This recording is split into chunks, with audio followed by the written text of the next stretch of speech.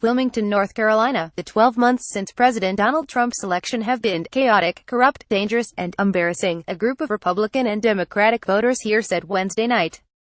A 12-person focus group conducted by veteran pollster Peter Hart on behalf of Emory University delivered blistering reviews of Trump's performance so far. Those voters, 7 who supported Clinton and 5 who voted for Trump, expressed deep frustrations with the president's conduct in office and what they perceive as a lack of accomplishment since Inauguration Day. Nightmare, divisive, mayhem, antagonistic, failure, reality television, rude, instigating, and vacant were among the words used to describe Trump over the past year. Some of the most stinging reviews came from those who cast ballots for the president in the key battleground state he won by 4 points.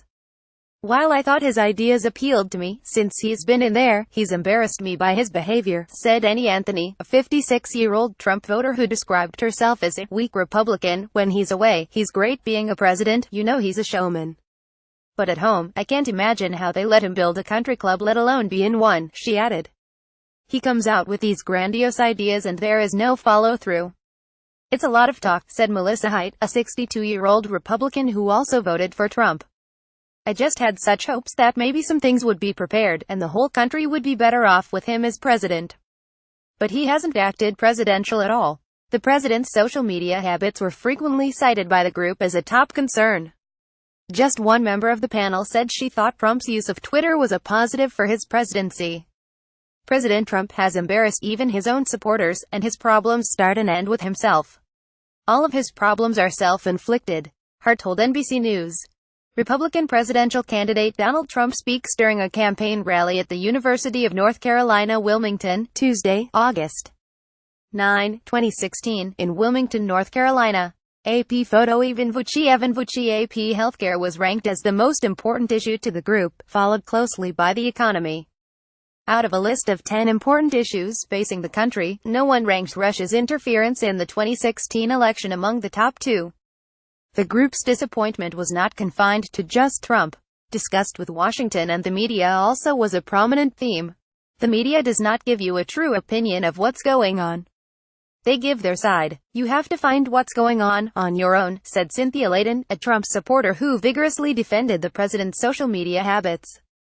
Senate Majority Leader Mitch McConnell was described as sleazy, spineless, and as a leader who hates Steve Bannon, the former White House advisor who has vowed to defeat the Kentucky Republican. Opinions have also not cooled on Hillary Clinton, who the panel said was annoying, outmatched, and needs to quit.